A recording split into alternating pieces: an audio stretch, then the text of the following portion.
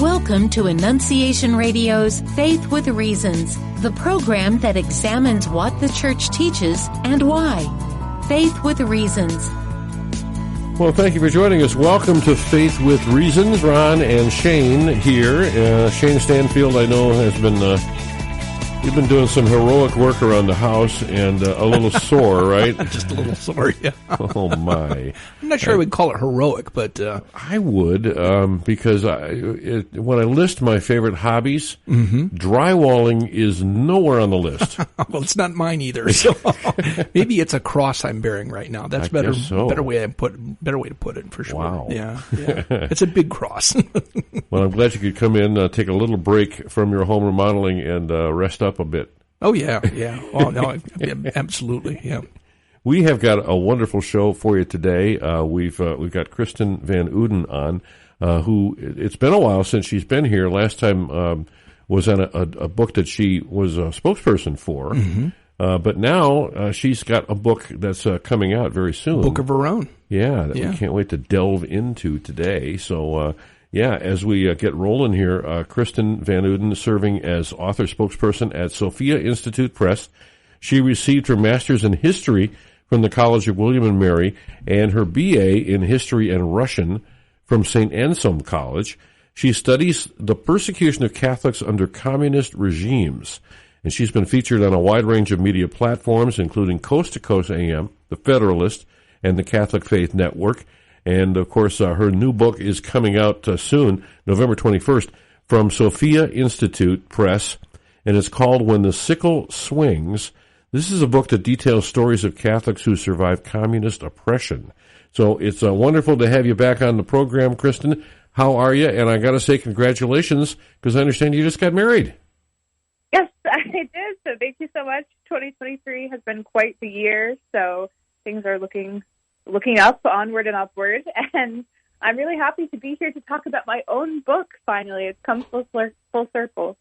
Yeah, I mean, you've talked about a lot of books, especially books from that they've brought back, like classics, that you've been able to share insights with, and it is going to be great to hear you talk about your own book, because you're very passionate about the books you have talked about, and I can't wait to hear how passionate you are about this book. Mm-hmm.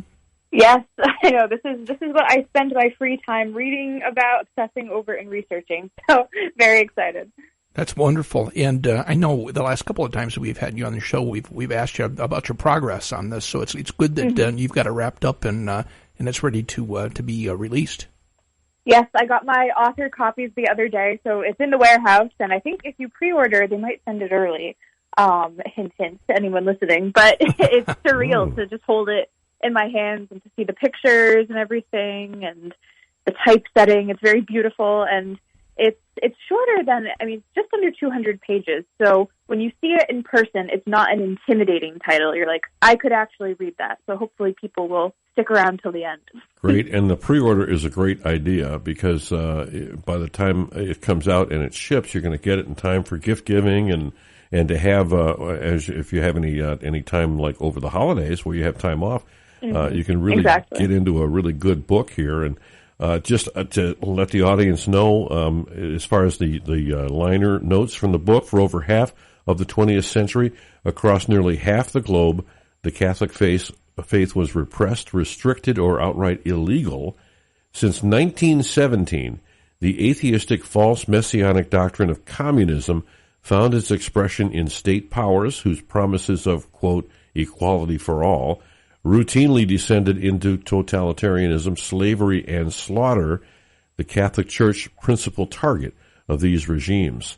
So, and in this book, you take us through secret masses in the prisons of Cuba, clandestine clergy in the catacombs of Bratislava, showdowns with the Soviet tanks on the streets of Brno, Catholics resisting communist persecution in every way they could, and like their ancestors before them, they risked it all for their faith. So this is truly an adventure story, but it's also historically important for us to read, especially now, I think. Yes, thank you. And I structured the book in this way, centered around these personal narratives of people that I interviewed for a very specific reason, and that's because this is the way that I access history the best.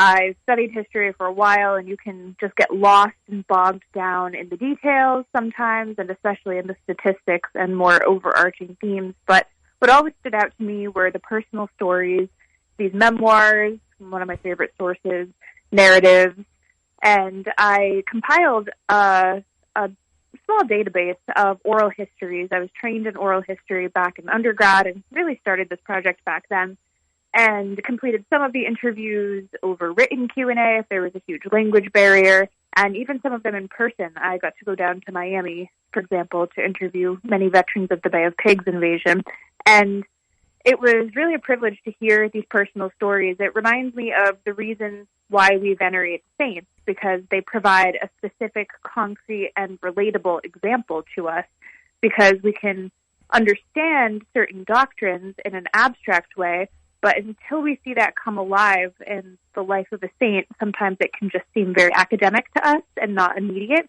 And so I'm bridging that gap, I hope, with this book by giving, really, these stories have something that everyone can relate to. They are people from all walks of life. I discuss all states of life, including what happened to the clergy, and then also what the laity faced on a daily basis. So it's something that I think will be memorable, and also, again, relatable in a way that previous books about communism, if people have studied it before, maybe have not been. So how is the book structured? Do you have a story per chapter, or are you kind of jumping around and going from a blending of stories based on your interviews? How did you put this together? Yeah, so I structure it actually by country. So the countries that I focus on really are due to the availability of interviews. Mm-hmm. I always say that I have tons of Polish friends, but none of them wanted to talk to me for my book. So the countries that I mainly focus on are Cuba, Czechoslovakia, and then a little bit Hungary and Romania. So a lot of diversity in the types of experiences, but what I have been finding is that there are very many similarities that, as I say in the introduction, this book is not comprehensive in that it does not cover every single country or every single experience that Catholics faced under communism, but it is, however, representative. And I believe that these stories all have this universal quality to them. Of course, we know Catholic Church is universal. Communism, in its own inverted way, due to its centralized ideology, had sort of this inverted universality to it, where it was implemented in very strikingly similar ways despite geographic and temporal disparities. And then, of course, the Catholic response to this lockstep ideology was itself very universal. It was highlighted by many of the same themes, such as devotion to Our Lady, the use of public prayer protests, and the refusal to give in even an inch for apostasy. So the stories really range from real red martyrdom, people who were executed, and people, friends of theirs who remember and witnesses to those events, down to the white martyrdom of daily death by 1,000 cuts, as one of the people I interviewed from Czechoslovakia puts it, of being bullied and harassed and sort of coerced to give up the faith and refusing to give in to any of that. So I have my introduction, which is a bit of an ideological overview, and then I jump into Cuba, Czechoslovakia, Hungary, Romania, and another ideological conclusion to wrap it all together. And I think an introduction like that is pretty critical. A lot of times people get a book, they'll skip the introduction and go right to chapter 1. Yeah. And you really need to get context and history behind what you're about to read. So I believe introductions as a whole are very valuable, but especially in a subject matter like this that a lot of people don't have a lot of deep knowledge on. For sure. And this introduction, I think, was particularly important from a Catholic reading of this topic, because alluding to lots of the books that I've represented for Sophia and probably discussed on this program, I call communism in the introduction the doctrine of the Antichrist, and drew heavily from previous books that I've represented, such as Father Vincent Michelli's Gods of Atheism, for example, where he discusses communism as one of these harbingers of the apocalypse. And really, when you think about what communism purports to be, it is telling the world and promising the world that it is a worldly utopia which is a very seductive ideology. All of its propaganda is very bright and happy and forwarding this future where we are free from pain, free from discrimination, free from exploitation and work, for example. And it all sounds very nice and very promising. But if it sounds too good to be true, it probably is. And I know, as I've discussed before, as Catholics, we understand that heaven is not possible here on earth, and so utopia is always a doomed project from the beginning. Oh, yeah. But rather, we store up our treasures for heaven, for the next world, and that any project that tries to take that place of God and to create heaven on earth is, at best, Pollyanna, naive, but at worst, this demonic project that seeks to forget the next world, as communism did, as an overtly atheistic system, and place all of their hopes in this world, which will pass away. So this false unity that they promote, ironically, also never comes to fruition, because as we look back at the death count of the 20th century, communism's death count is within the tens of even hundreds of millions, and it is just supremely ironic. The principles they claim to stand for, such as democracy and equality, never actually manifest themselves, and instead end in death marches and discrimination and murder. And so this is just sort of, as we, with a bird's eye view, we can say, yes, this is inevitable when man tries to take the place of God, but also just from a human standpoint, it's obvious that this is just not something that works. And so by drawing that connection, I hope people can see the inevitability of the failure of these systems. Well, it's so very important that we, we learn our history. But, the chilling part of this is when Ron was reading the summary of the book and that phrase, equality of all. And the first thing that jumped into my mind was the parallels that we're seeing in our country today. And of course, we all know that there's a lot of neo-Marxism in the ideologies that we see in these this wokeism that we're experiencing in the country. But a lot of what the communists did back then are it seems to me very, very much so being executed in this country today. Yes, that is very true, and it's an insidious ideology that is, I think we're in the next generation level warfare where it won't be something that's as overt and as military, but rather this ideological conversion through slow attrition. And that's a bit beyond the scope of my book, and I know others have written much more extensively on this topic, but the important thing, the insight that I gained from my research is that communism requires a certain degree of buy-in from the populace in order to work, to be sustainable. And so that's why they make these promises, and that's why they have to present it as something good. And even, I forget which saint said, we always choose evil thinking that it's good. So it's hacking that desire within us to ultimately to do good. And people are fooled by this. So that is sort of the underlying principle with which we need to approach politics, as this inherent distrust of the promises of politicians. But also, as I hope to illustrate in the book, communism goes beyond merely an economic or political system. As I've mentioned, it is overtly atheist. It does not hide this fact. It does not try to downplay this fact. Famously, Karl Marx called religion the opiate of the masses. And then Stalin himself said that he sought to be an engineer of souls, trying to remake man into his own image, basically.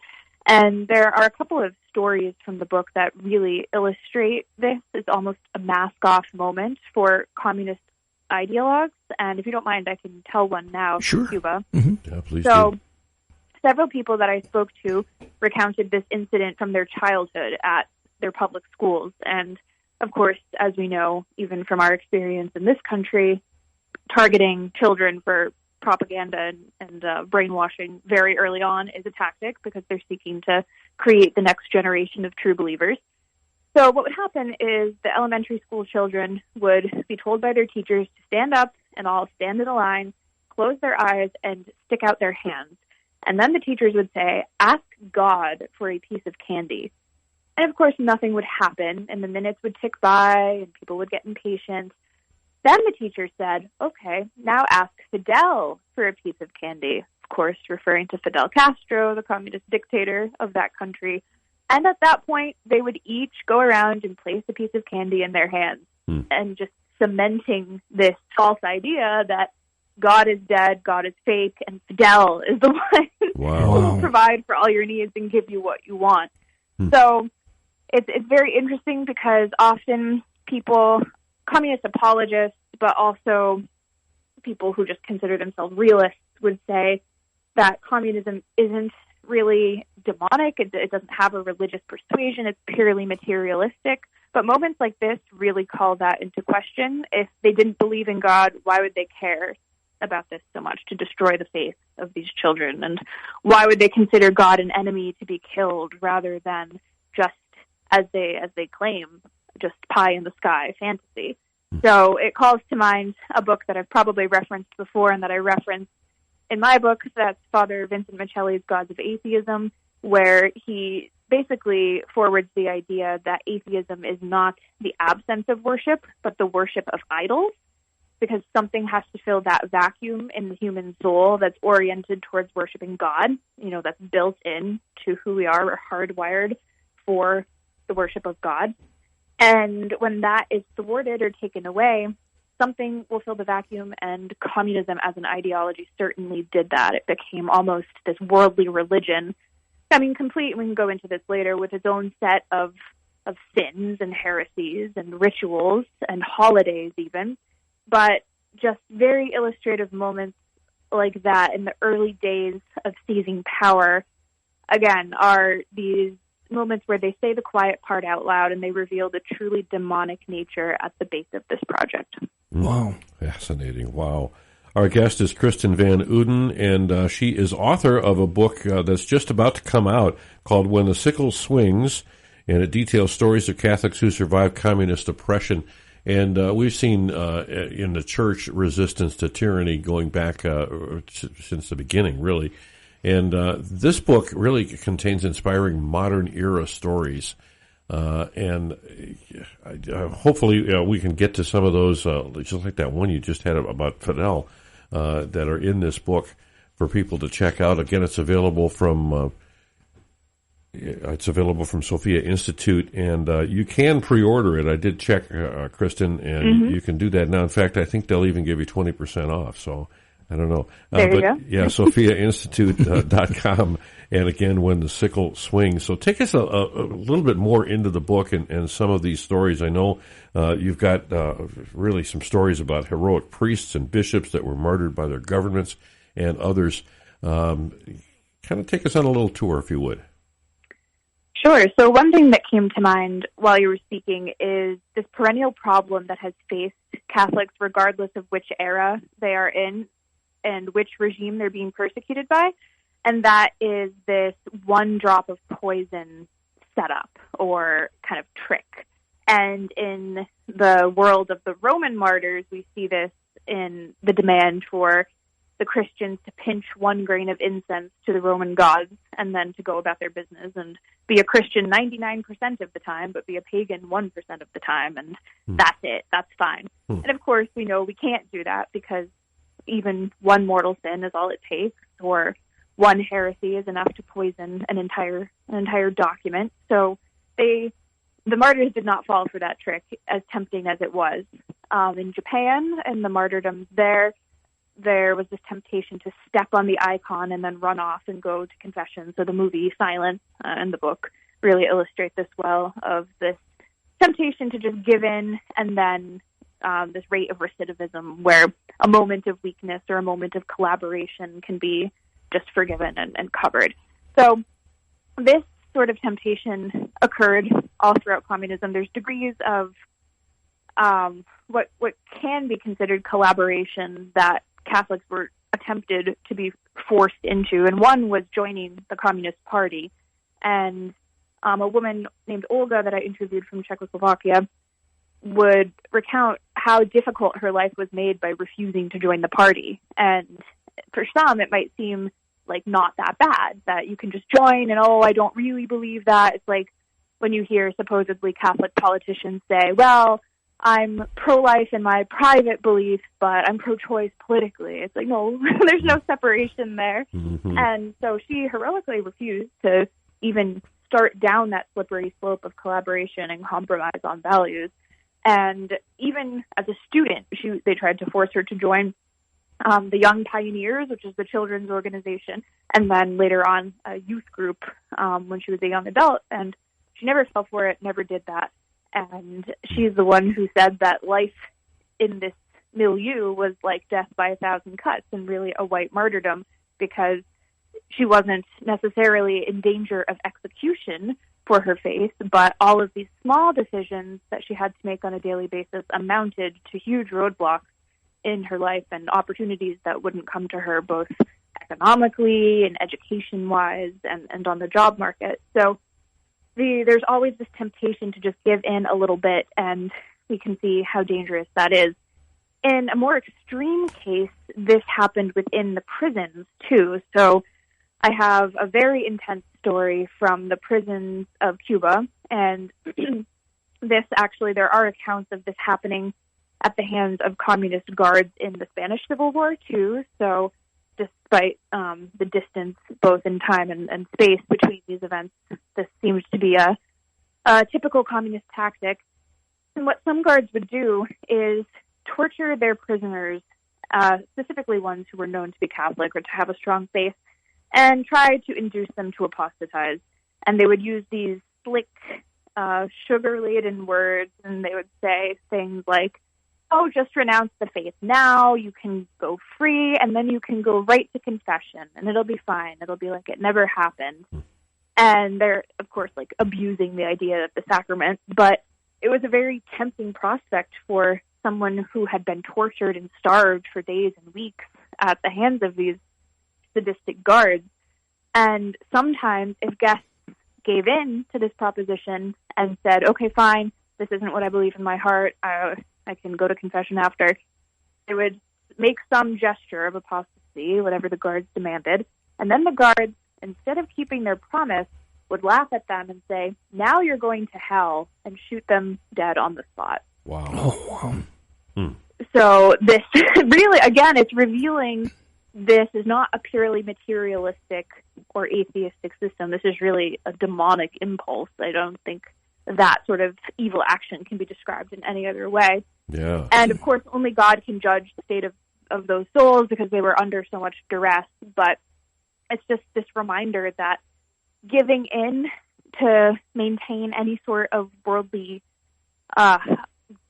good, even life itself, is never worth it, because when you're dealing with liars and people who genuinely deny God's existence and in this radical militant way, they're not going to keep their end of any promise they give you. And that's kind of a metaphor for communism as a whole, is the promise they made the world, they actually did the complete opposite to an extreme degree. What about the other faiths? I know that you've mentioned the Catholic Church is a major target with these regimes, but how were the other faiths dealt with? Was it pretty much similar across the board? So all faiths were persecuted to some degree. One of the secondary source material, actually it was a collection of primary sources from the Soviet Union, detailed list of about 26 separate faiths and denominations and tactics that were taken against them. So they're all very similar: seizure of property, deportation of clergy.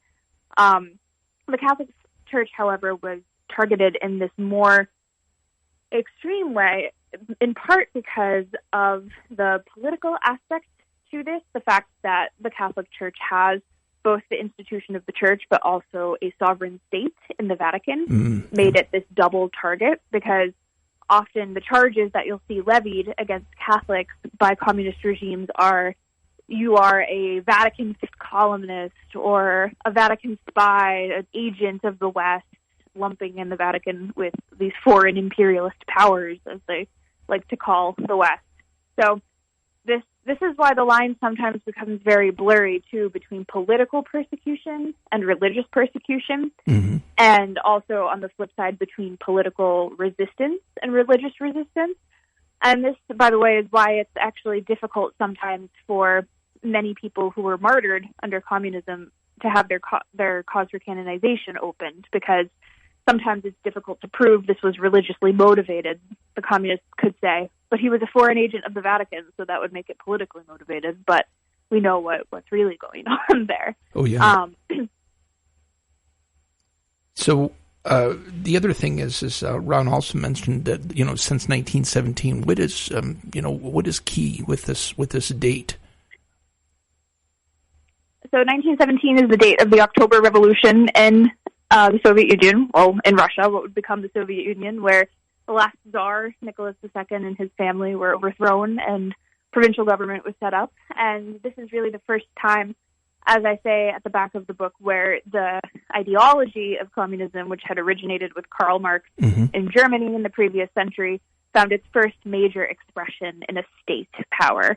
So before that, there had been various attempted communist coups, and continued to be. So in Bavaria in southern Germany, for example, there was a brief communist coup that lasted a few months, maybe. And so it was really this tenuous situation where communism was not yet this great world power, but it was considered almost this fringe ideology, although certainly gaining in popularity as the morals of the populace declined, and as atheism, fueled by the likes of Charles Darwin and Friedrich Nietzsche and other thinkers, became really in vogue. So 1917 marks this watershed moment. To this day, and I really drive this home in the book, there are still official communist regimes on Earth. So people tend to think that communism ceased to be a problem as such when the Soviet Union fell. Not true. Cuba, for example, many people who I interviewed still have family there who are suffering to this day. Even though the Castro brothers are dead, it's still an officially communist country, and poverty, for example, is one of the major problems due to the planned economy, and also the fact that we're forced to go on embargo with them. China is another example that is, as they claim, state capitalist, but they're a communist country. And the church in China, and I can get into this in a bit, the similarities between the national church in China and what happened in the national church in Czechoslovakia, and how that system was, they made use of infiltration and dogmatic deception in very similar ways. Vietnam is also still communist, and then Nicaragua. So this is still something that's very much with us, both in the ideology reaching in different ways, but also a very official, violent, militaristic way, as it's always been since 1917. Yeah, you can really see the horror and destruction of souls taking place in those places that you just mentioned. We're going to take a little break. We'll be right back. Kristen Van Uden joining us. We'll be right back. Every day, abortion affects the lives of thousands of women. But for every woman affected, there is a man who has also lost a child. Too often, we as men don't think we can feel hurt or sadness over this loss. But there is help, and there is hope. If you or someone you know has experience with abortion, please reach out to the Joseph Ministry at 419-299-6660 or visit CatholicCharitiesNWO.org for more information. God wants you to return to Him and to experience the love and mercy that is waiting you as His beloved Son. Hello, everyone. Bishop Daniel Thomas here, joining you on Annunciation Radio with a heavy heart. I'm sure your hearts are heavy too, because I'm simply reaching out to you to ask you to pray for peace, to pray for an end to the war and violence between Hamas and Israel, to pray with me for all the people who have died, for their loved ones and families who are mourning their loss, for all those who are displaced, those who are now homeless, for people looking to cross borders and to go to unknown lands.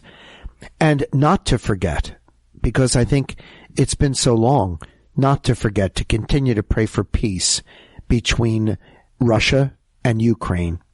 In both of these cases, there are unjust terrorist aggressors. And in both of these cases, we pray for the peace that only Christ can give. God bless you. Do you have something you'd like to ask our bishop? Most Reverend Daniel Lee Thomas answers questions from our listeners each and every week on the Bishop's Corner. Send in your questions about the faith, today's cultural trends, diocesan news and events, prayer life, anything on your mind. Click the Bishop's Corner tab at AnnunciationRadio.com or on our app and listen for his answer Thursdays at 4:30 p.m., Fridays at 11, and Saturdays at noon on Annunciation Radio. Now, back to Faith with Reasons here on Annunciation Radio. Hey, welcome back here. Shayne Stanfield with Ron Finn, and today we are blessed to have Kristen Van Uden as our guest. She serves as an author and a spokesperson at Sophia Press. She received her MA in History from the College of William & Mary and her BA in History and Russian from St. Anselm College. She studies the persecution of Catholics under communist regimes. She's been featured on a wide range of media platforms, including Coast to Coast AM, The Federalist, and the Catholic Faith Network. And today we have her on. She's been a guest on the show a number of times, but today she's actually discussing her own book that is going to be released here shortly from Sophia Press, November 21st. It's called When the Sickle Swings, and it's detailing stories of Catholics who survived communist oppression. And toward the end of the first half hour, we started talking about China and the church in China, and I think we'll pick it up there. Sure. So the church in China is very sad. Really, it's very depressing, obviously, because it's something that unfortunately looks like the Vatican is not making strides to correct, or is actually sometimes seems to be siding with the wrong party. And basically what is happening there is that the state has been given control over the appointment of bishops and of clergy, and this allows them to put in people who are friendly to communism and who won't criticize the party and won't criticize the leaders of that country. And it can go further than that because, of course, then they can be responsible for interpreting doctrine and making pastoral recommendations towards the citizens and really just shifting the entire system of beliefs. Really, this is similar to Henry VIII declaring himself head of the Catholic Church in England, which was a schismatic act. And, of course, now the Anglican Church has broken off because the Pope is the head of the church, and no country or no sort of political concern can ever supersede that. Also, this is somewhat similar, and I'll get into this more in a second, but to the French Revolution and the oath that the revolutionary government asked priests to sign, declaring their absolute fidelity to that revolutionary government rather than to the Vatican, which of course was another schismatic act, and many heroic priests refused to sign that under pain of martyrdom. So this has a parallel and actually a precedent many places where communism flourished, but in my context, I studied this in the Catholic Church in communist Czechoslovakia. And basically what happened there is that the communists infiltrated the church. They murdered many of the bishops. The Eastern Catholics lost about 75% of their bishops and took this very, very militant, overt persecution towards the church. So deported and rounded up the clergy in two actions over the course of several nights only in what's known as Operation K and Operation R, which are after the Czech words for monks and nuns, Kláštery and Reholnice. They actually deported thousands of religious and resettled them and forced them into forced labor in factories and things like that. So they did take these overt measures, including seizing church property and making worship either illegal or highly discouraged. But another tactic they took, and this is one of the 5 tactics that I identify at the beginning of the book as pretty much consistent across the board in communist regimes, is to infiltrate the church hierarchy. As we know, even in the American context, this happened, as Bella Dodd, who was a former communist agent who reverted to the church after meeting Bishop Fulton Sheen, discusses that she placed many men into the seminaries who were communist true believers or working for communists in some way. And this has several purposes. It can obviously help the communist goals politically to have a party man at the helm. So they would create just an environment friendly to what the communists wanted to do at the human level, such as seize church property and shut down processions on feast days and things like that. But also, on a deeper spiritual level, this power was given to them that they do not possess, that they seized through this unjust coup, to really shift doctrine and to attempt to redefine and reinterpret Scripture, for example.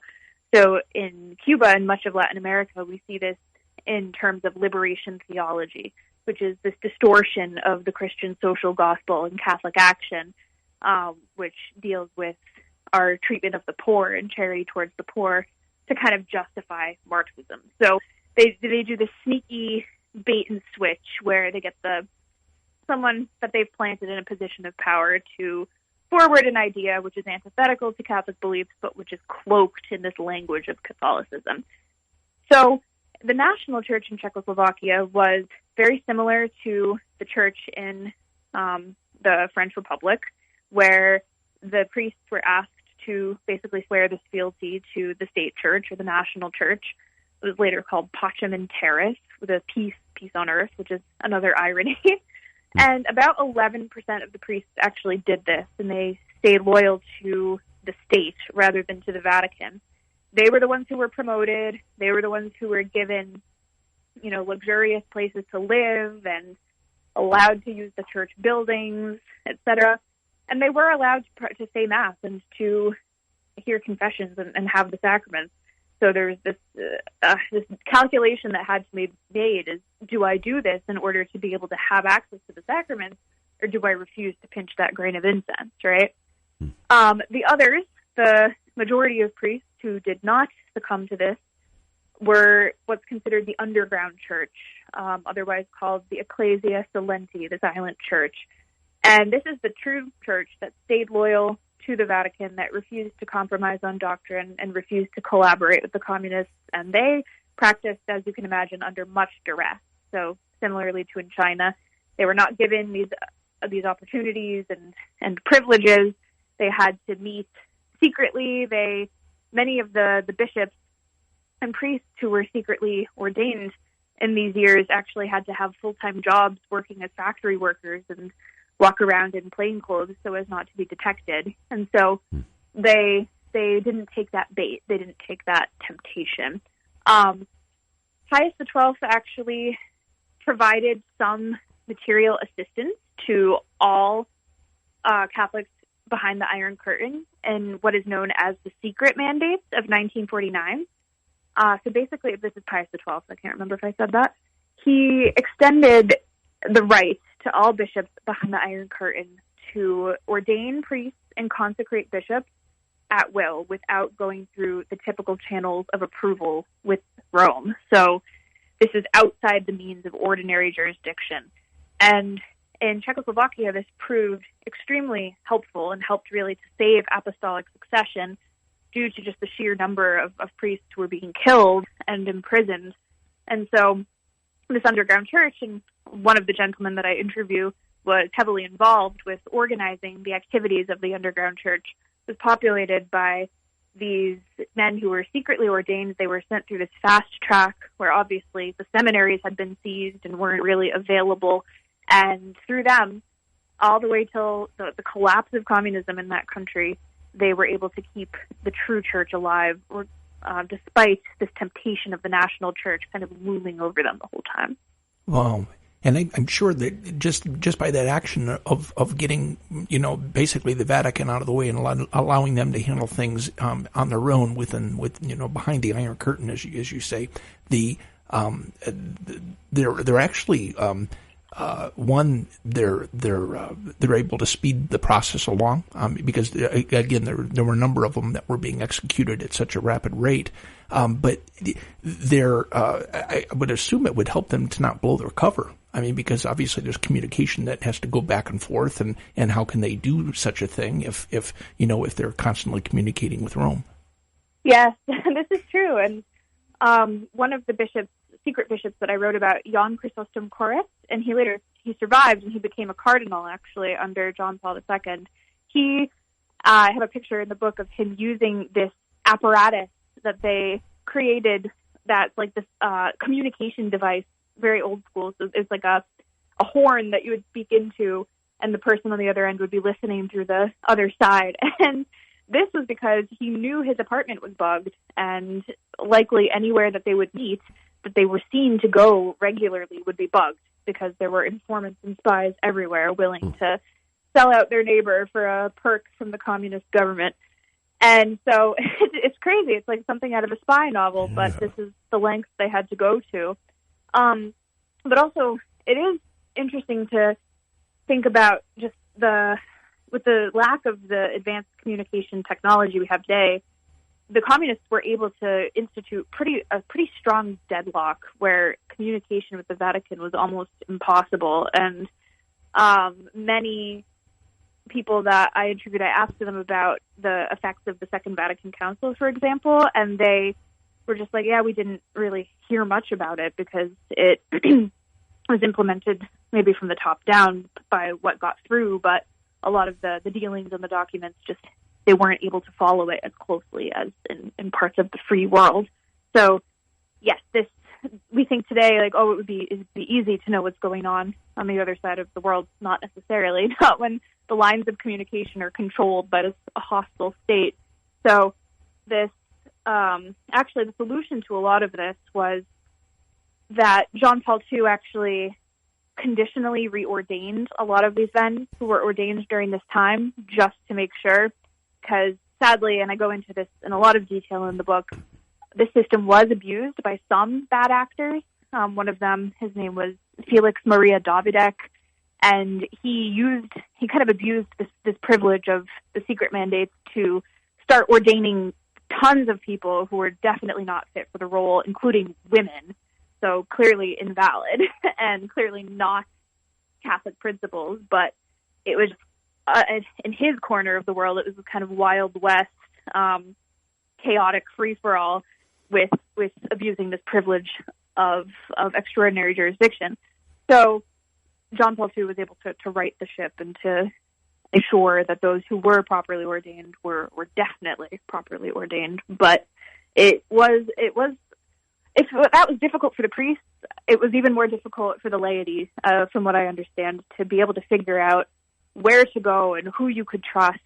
Someone that I interviewed, also from Czechoslovakia, recounts going to confession in a different church as much as she could every time, because some of these priests were juring priests, as they're called, and ones who were loyal to the state and would sometimes be known to even break the seal of confession in order to turn someone in or to inform on someone. Oh, wow. So it was really a lot of pressure and decision-making was placed on the laity that didn't and shouldn't be placed on them, and isn't in normal circumstances. We just implicitly and expect to receive the sacraments. But going to church also was something you had to be careful. The same woman talks about not looking up during Mass and keeping her eyes to the ground, and her parents would tell her to do this so that if she was called into questioning by the secret police, she wouldn't have any information to tell them. She would, with a clear conscience, say, I don't know who was there. I don't know the identity of the priest.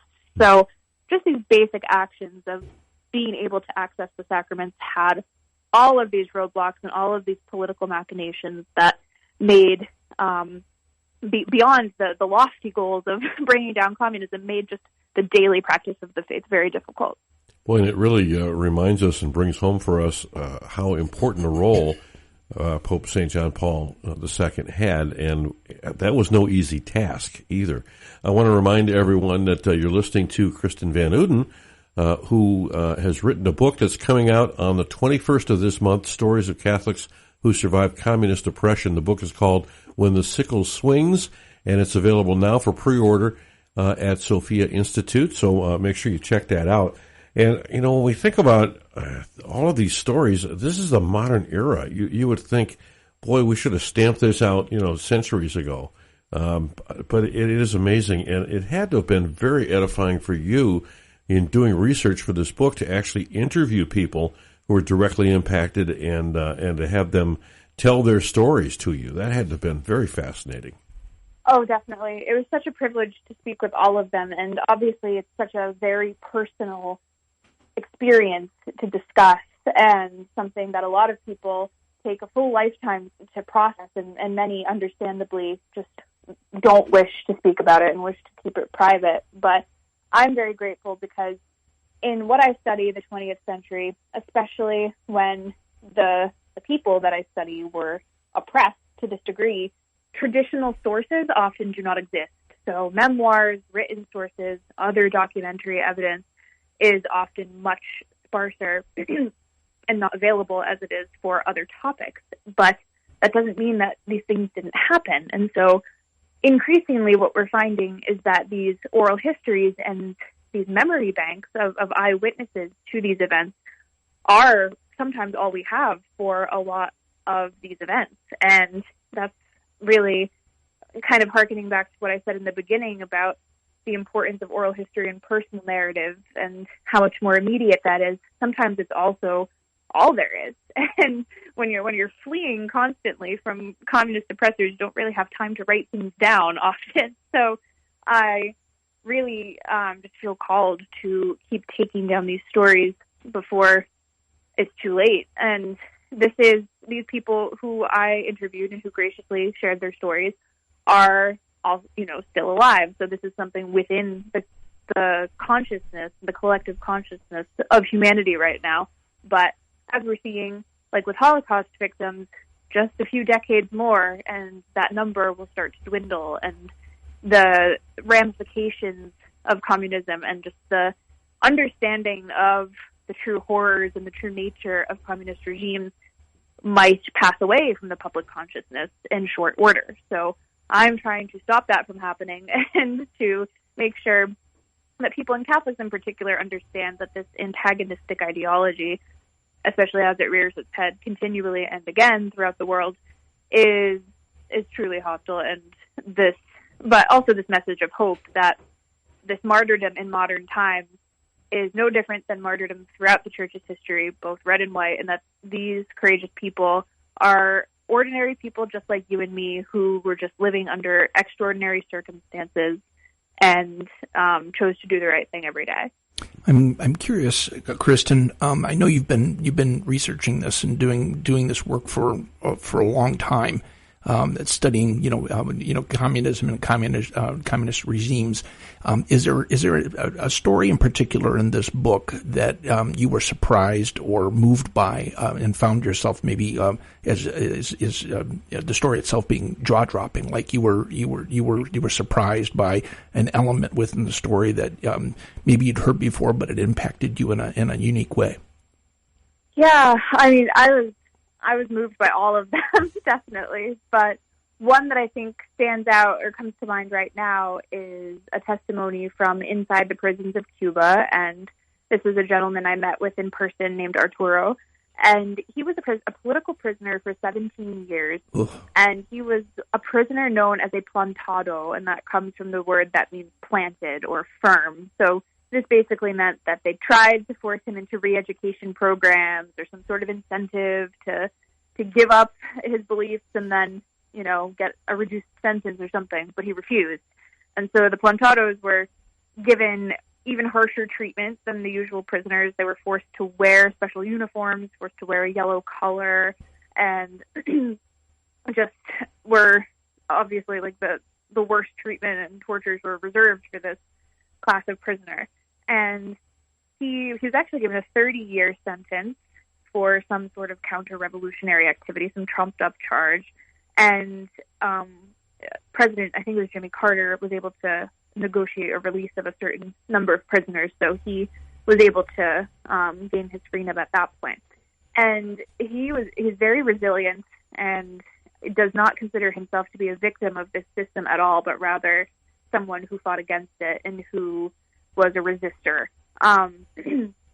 He recounts these stories from the prisons of secret masses, which is something that was just really one of the most moving images from the entire project, where in each of the circulars in these prisons, so La Cabana was the biggest one, a former Spanish fortress in Cuba, they would have, on Sundays, they would always keep the Sabbath. So if there was a priest interned there, and if he had proper matter for the sacrament, he would actually say Mass.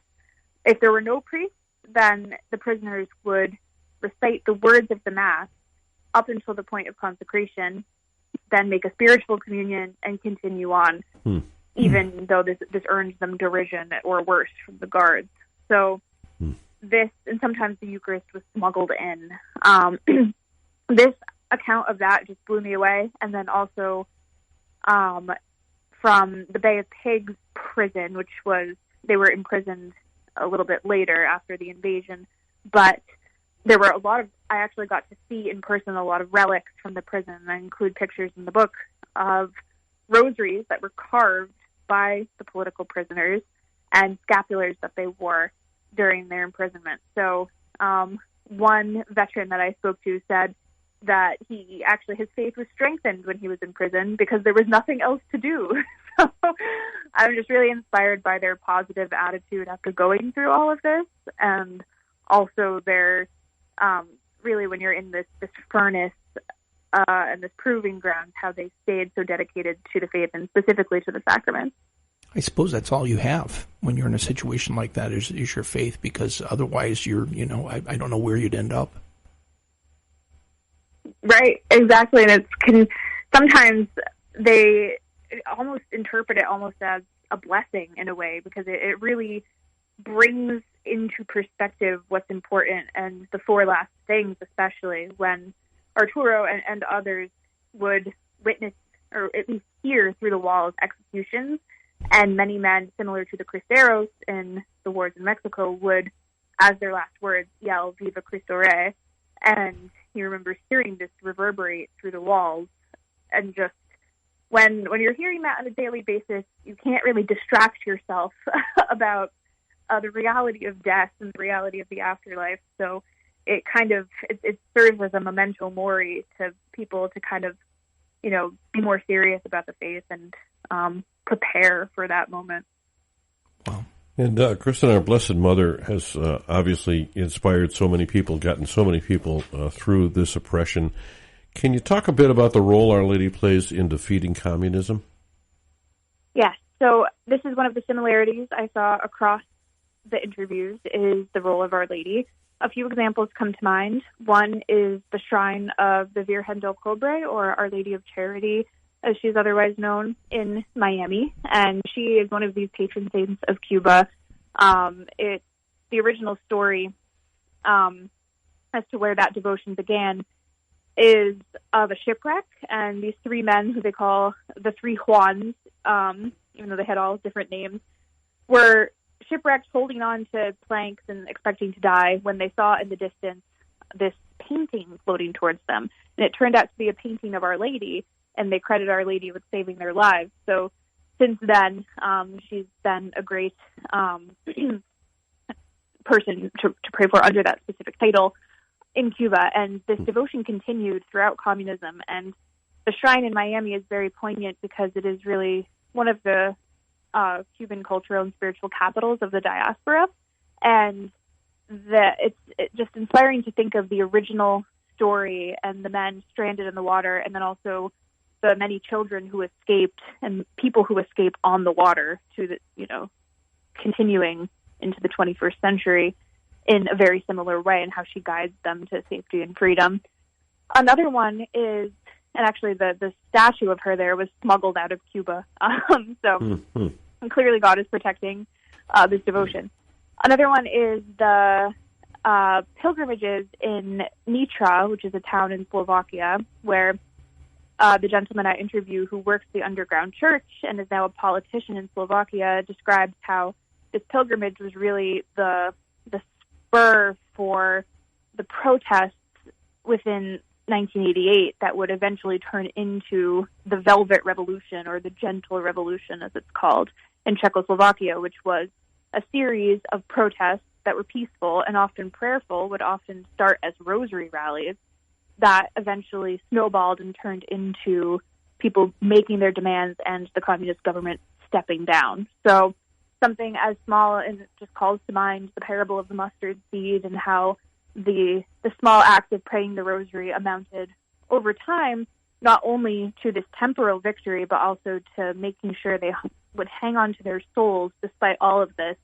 And the temporal victory over communism was just this added bonus that showed that God's will for this trial, or God willed for this trial to finally be over in this country. What do you know about Pope John Paul II and his visit to Poland? Because a lot of people attribute his visit there was the beginning of the end of the fall of the Soviet Union, and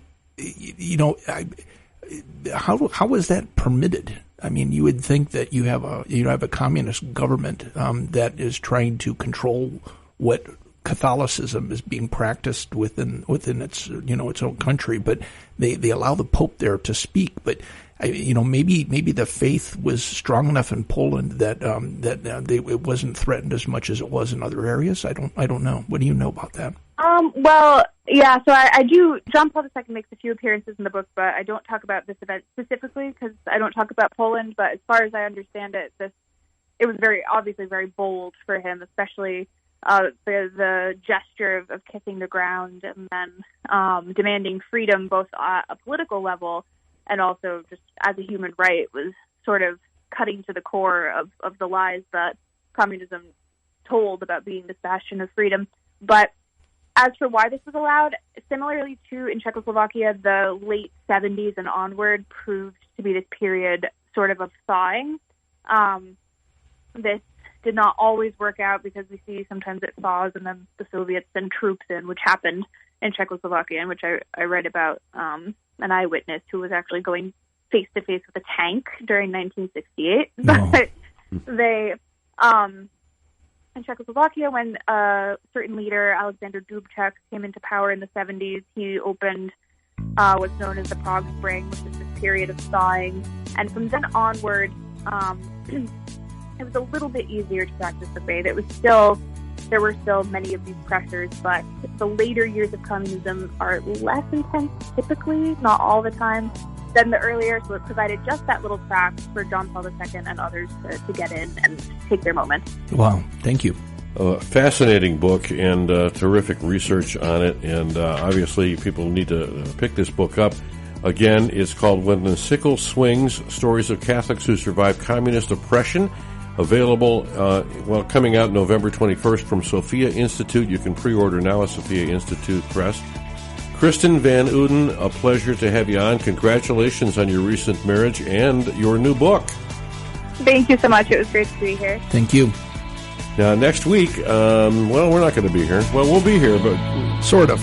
Yeah, it's Share-a-thon week next week.